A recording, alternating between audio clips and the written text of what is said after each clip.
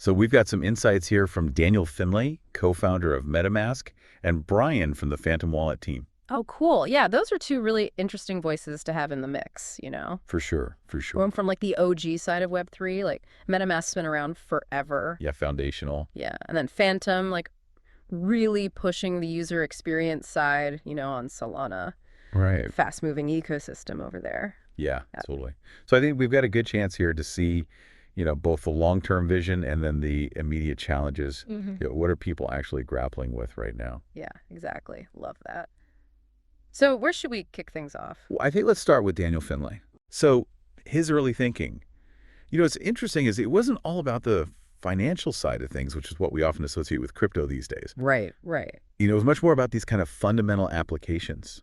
Interesting. Yeah, like things like charity splitters. He was thinking about how to enable micro-tipping on Reddit, Oh, wow.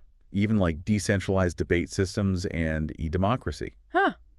So really going back to the roots of, what blockchain was supposed to be. Right, exactly. Yeah. His core idea was about, how do we create money that's controlled by computers, governed by programmable rules. Fascinating. Yeah, so not just about, number go up. Yeah, which is, let's be honest, how a lot of people think about it these days. Yeah, sadly, yeah. Yeah. But I think it's important to remember, that initial vision was much broader than just speculation. Yeah, and you're starting to see some of that come back now, right, with decentralized social media and stuff. Right, exactly. It's not just financial anymore. Yeah, it's like finally starting to branch out again. Right, and I think that gets to the heart of what blockchain can do.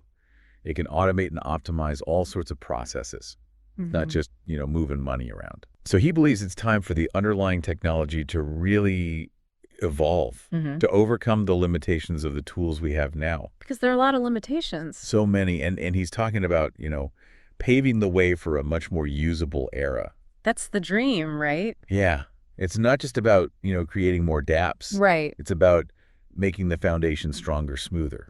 Yeah, it feels like we go through these waves, right? Like Yeah. first there's the excitement of the new applications, and then Right. then we realize, oh, the base layer can't actually handle all this. And everything breaks. And everything breaks, yeah. Right. So maybe we're in that phase now where it's like, okay, let's fix the foundation. And to make it solid. Yeah, exactly. So he also talked about an early Ethereum improvement proposal. He's really proud of ERC 173. Okay, I'm not super familiar with that one. Yeah, it's called the Ownable Standard. Ownable. Okay. Yeah, basically it's like a very basic authorization system. Okay. And he even joked that it was like the first NFT in a way, Oh, interesting. How so? because it defines who owns a smart contract and allows that ownership to be transferred. Okay, so it's like the deed to a digital property. Exactly. And it's like a fundamental building block for so much of what we see today. Makes sense. Yeah, you need to know who owns what. Right. And then looking ahead, he is really enthusiastic about ERC 7002 and ERC 7715. Okay, those are new ones for me. Yeah, he didn't go into too much detail about the technical stuff, but He's excited. he's very excited. He called them massive unlocks. Massive unlocks. Okay, that sounds promising. Right. So it seems like they're going to introduce some significant new capabilities, I mean, a lot of the buzz around those EIPs is about account abstraction, right? Yeah, possibly. Which could lead to things like social recovery, Okay. gasless transactions, stuff that could really change the game for users. Yeah, improving that user experience. Huge. Yeah. Imagine if you could recover your wallet without a seed phrase. Right. Or pay for transactions in tokens other than ETH. That would be huge. That's the kind of potential we're talking about. Yeah, it's really exciting stuff. Yeah. Okay, so what else did Finlay have to say? Okay, so now this is where it gets really interesting. Okay, hit me. He identified a fundamental problem with how we interact with wallets right now. Okay. And it's the lack of human-readable outputs when we're asked to sign a transaction. Okay, yeah, that's a big one. Yeah, essentially we're often just authorizing these opaque blobs of data, Right. and it makes it really difficult for the average user to understand what they're actually agreeing to. It's like signing a contract in a language you don't understand. Right, exactly. You just have to trust that it says what you think it says. And trust the DAF interface. Right, which is not ideal. Not ideal at all. And simulations, they help, but they don't solve the whole problem. Right. He talked about that, the limitations of simulations, and he argued for a future where users have much more control.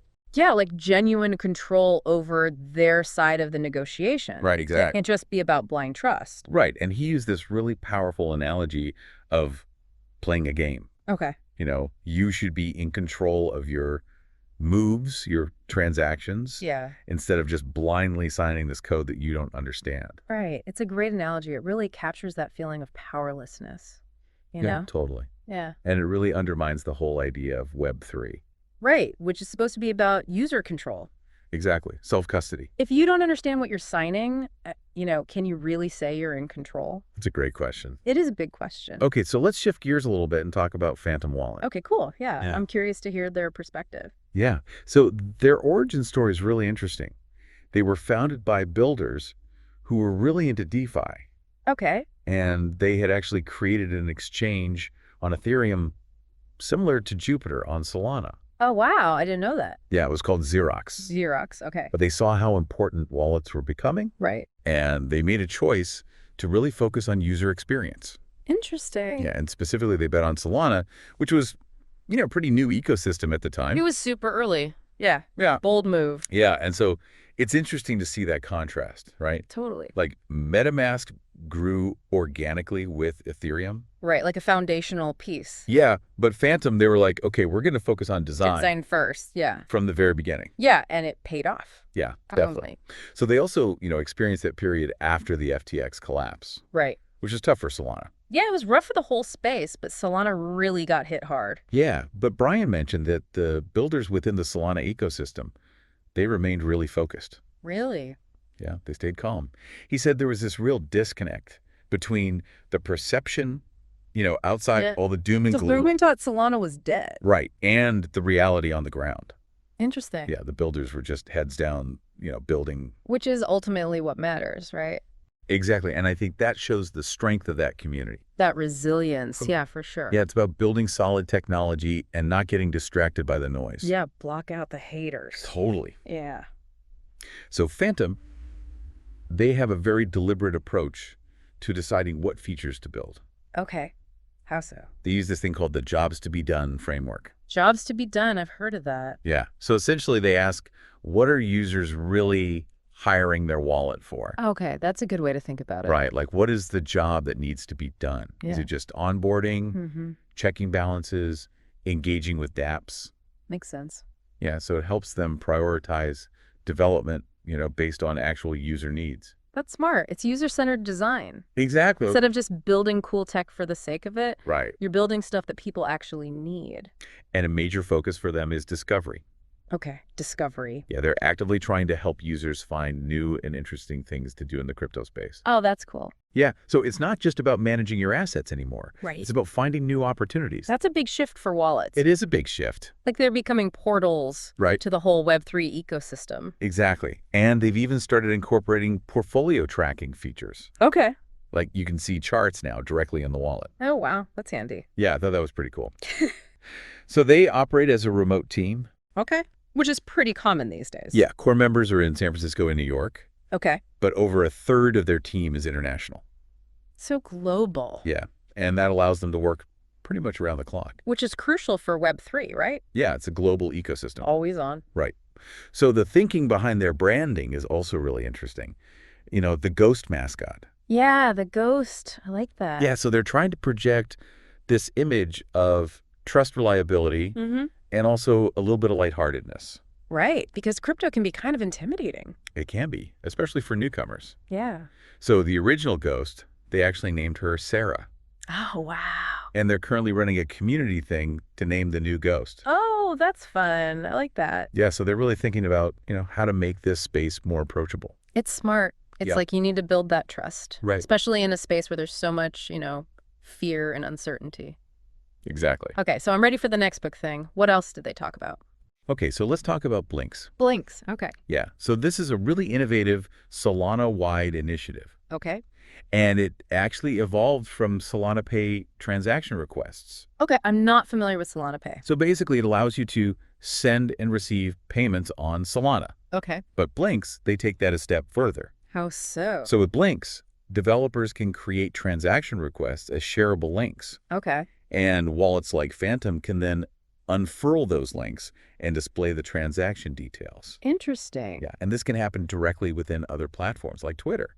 Wow. So you could like send someone a payment request on Twitter? Exactly. That's pretty cool. Yeah, and it makes things so much easier. Yeah, I can see that. It's like bridging the gap between Web 2 and Web 3. Exactly. And what's really powerful is that it lowers the barrier for developers. Oh, so. So instead of having to build a whole website just to enable some basic interactions, All right. they can just focus on the core logic of their application. And use blinks for the user interface. Exactly. That's brilliant. Right. So you could see this explosion of like more lightweight dApps. Like headless apps. Exactly. Yeah, that makes a lot of sense. And Brian gave some great examples of how this could be used, like prediction markets, Okay. where you could vote directly on Twitter. Oh, wow. That would be interesting. Right. So imagine all these micro interactions embedded right into our social media feeds. Yeah, it's like Web3 functionality without having to leave the apps you're already using. Right. And that could make a huge difference for adoption. Definitely, if you can make it that easy. Totally. And for developers who want to start creating blinks, there are already some cool tools coming out, Like what? like blink.fun Okay. and Dialect. Dialect. Yeah, I've heard of that. Yeah, so they're aiming to provide no-code or low-code environments. So anyone can build with blinks. That's the goal. That's really cool. Yeah, so it's getting easier and easier. Yeah. But Phantom, they see the potential of this going way beyond just financial transactions. Really? Yeah, they're envisioning like one-click checkout experiences on all sorts of platforms. Wow, so like Amazon Pay, but for Web3? Exactly. That would be huge. It would be huge. That's like a whole new level of integration. Totally. So when we look at the near future of wallets, Yeah, what's next? Brian emphasized that they're going to continue to focus on discovery, Okay. making it easier for users to find things to do in the space, Makes sense. and addressing the issue of user retention. Yeah, because it's not enough to just onboard people Right. You have to keep them engaged. and coming back for more. Exactly. So they also recently acquired Bitsky. Oh yeah, I heard about that. What's the plan there? So their goal is to launch an embedded wallet solution Okay. for applications that are onboarding new users.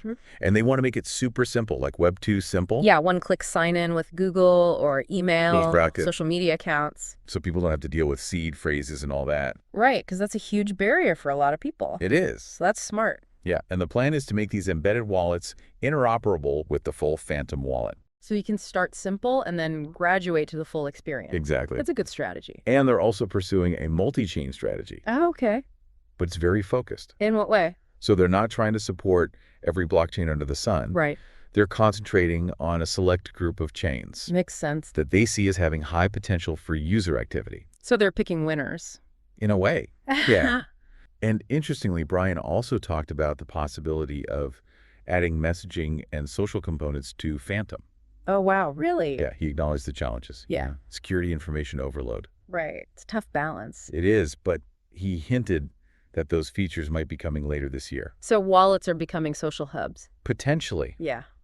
Yeah, and he suggested that early adopters of Phantom might have the best experience with those features. Okay, so get in early. Yeah, if you're interested in that kind of thing. Okay, cool. So finally, Brian was really excited about the near to medium term potential of blinks. Yeah, we were just talking about those. Yeah, he believes they can empower small teams to achieve a lot of success very quickly. Like a new wave of innovation. Exactly. He compared it to the growth of Pump.Fun. Oh, wow. Okay, yeah, that was explosive. Yeah, so it's really exciting to think about what's possible. Yeah, I'm getting pumped just thinking about it. So we've seen a clear trend in Web3 wallets, Okay.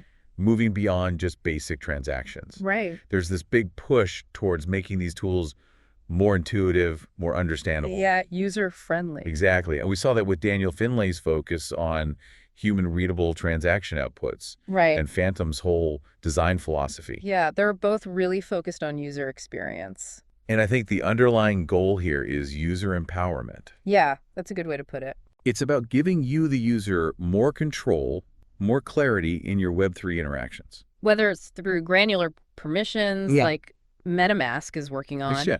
or seamless discovery of new applications like Phantom's doing with Blinks. It's all about putting you in the driver's seat. Totally. And the potential of blanks to bridge the gap between Web 2 and Web 3 is huge. It is, imagine interacting with dApps being as easy as clicking a link on Twitter. You know, with all these advancements in wallet technology, Yeah. how is our understanding of digital ownership going to change? That's a great question. Right? And how will our online interactions change as these barriers to entry continue to fall away? That's something for everyone to think about. Well, thanks for taking the deep dive with us.